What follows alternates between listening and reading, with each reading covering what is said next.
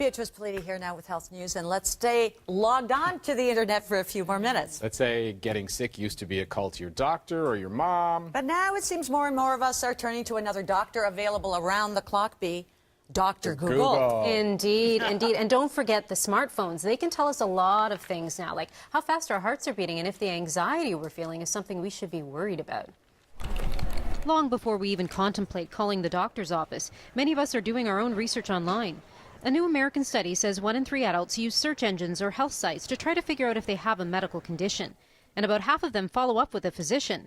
Dr. Alyssa Naiman sees internet surfing, self-diagnosing patients every day. When they get a headache, everybody's definitely concerned about a brain tumor, so that's really common. People are really think they have celiac, so that's another, because a lot of people have abdominal issues. A UK study has suggested that 1 in 4 of us, though, end up misdiagnosing ourselves. I think when they're self-diagnosing, they're sometimes right for sure, but often wrong, and often to the worst possible scenario.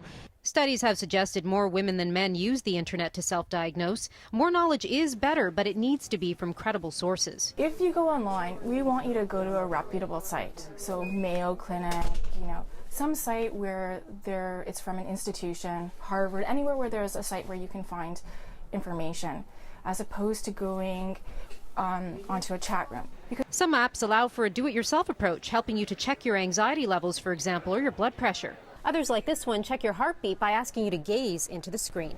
The data tracking for blood pressure, for example, can be helpful for doctors. Sometimes it can be helpful because, especially with some of the apps, you can figure out what averages are, you can see how it relates if their blood pressure varies during the day. The 24/7 nature of apps can be an unhealthy obsession as well, but the benefits may outweigh the risks. It used to be that when we gave people feedback, maybe 1/3 would really respond to that. With these new things that are always on, they're always on my wrist, it's super easy. I think we're going to see, maybe 2/3 of people, they can use it as a way to improve their health behaviors. Even though sometimes people are wrong, the interesting thing about this most recent American study is that of the 50% of people who went online to self-diagnose and then followed up with a doctor, 41% of them turned out to be right on the diagnosis. It was actually confirmed by a medical professional. But regardless, it's not a good idea to self-diagnose or to even ignore symptoms or dismiss them. You should always check with a medical professional. I'm guessing those are based on reputable sites, right? They went to had such great results.